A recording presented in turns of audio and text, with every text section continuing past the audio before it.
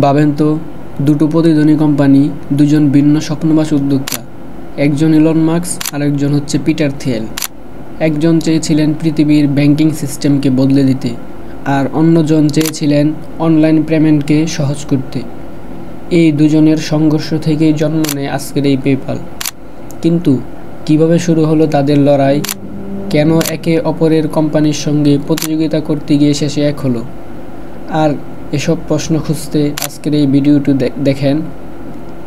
প্রতিযোগিতা কি সবসময় ভালো?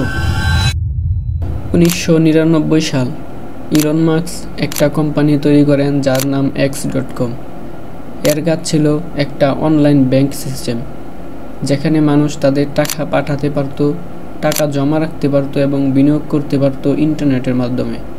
তখন এই ধারণাটা অনেকের কাছে পাগলামি মনে হয়েছিল, কিন্তু ইলন মাস্ক বিশ্বাস করতেন ভবিষ্যতের ব্যাংক হবে অনলাইনের।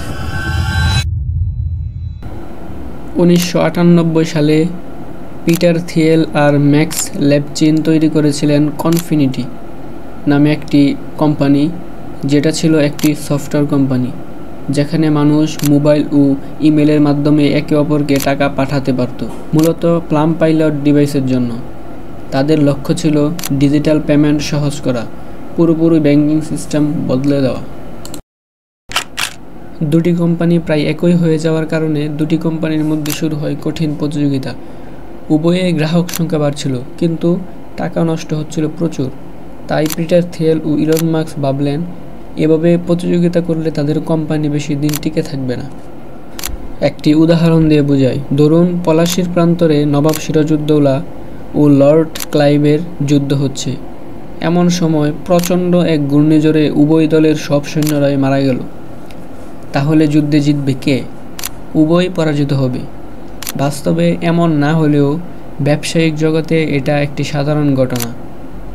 দুটি কোম্পানি লড়াই করছে, হঠাৎ শেয়ার বাজার দোষে উভয় কোম্পানি দেউলিয়া হয়ে গেছে। তাহলে লড়াইয়ের আর কি থাকবে? তাই ইলন মাস্ক আর পিটার থিয়েল চিন্তা করলেন, এভাবে প্রতিযোগিতা করার থেকে যদি তারা দুজন মিউচুয়াল হয়ে ওই দুটি কোম্পানিকে একটি কোম্পানিতে রূপান্তরিত করে, তাহলে ওদের মধ্যে আর কোনো প্রতিযোগিতা থাকবে না এবং কোম্পানিটি পৃথিবীর মধ্যে ভালো সময় ধরে টিকে থাকতে পারবে। আর এই কথা চিন্তা করেই 1999 সালের শেষের দিকে তারা চিন্তা করেন দুটি কোম্পানিকে এক করে ফেললে কেমন হয়। তো এভাবেই 2000 সালে x.com আর কনফিনিটি এক হয়ে যায় এবং নতুন একটি নাম দেয়, যার নাম হয় পেপ্যাল। পরে কোম্পানি দ্রুত বেড়ে ওঠে, মানুষ ইমেলের মাধ্যমে টাকা পাঠানো শুরু করে, আর পেপ্যাল হয়ে যায় অনলাইন পেমেন্টের রাজা। আর প্রতিযোগিতা সবসময় খারাপ না, কখনো কখনো প্রতিদ্বন্দ্বীরাই তৈরি করে নতুন দিগন্ত। বড় স্বপ্ন বাস্তবায়নের জন্য সহযোগিতা প্রতিযোগিতার চেয়ে শক্তিশালী। একটা ব্যর্থতা বা পরিবর্তন ভবিষ্যতের সবচেয়ে বড় সাফল্যের পথ হতে পারে। এই গল্প থেকে আসলে আমরা কি শিখতে পারি? মনে করেন, যদি দুটি প্রতিষ্ঠান যদি আলাদাভাবে ওরা প্রতিযোগিতা চালিয়ে যেত, তাহলে হয়তোবা তাদের কোম্পানির তাদের গ্রাহকের সংখ্যা বাড়তো। কিন্তু আসলে দিন শেষে হিসাব করে দেখতে গেলে ওদের কোম্পানির মূল্যটা অনেক কমে যেত। তাই এসব চিন্তা করে তাদের দুজনেই দুটি কোম্পানিকে একটি কোম্পানিতে রূপান্তরিত করেন। এ থেকে বোঝা যায় প্রতিযোগিতা সবসময় করে টিকে থাকা যায় না। তাই আমরা যে ব্যবসা করি, অনেক সময় আমাদের ব্যবসা প্রায় সেম হয়ে যায়। তখন আমরা একজন আরেকজনের বিপরীতে অনেক প্রতিযোগিতা করি, কে কার আগে যেতে পারে।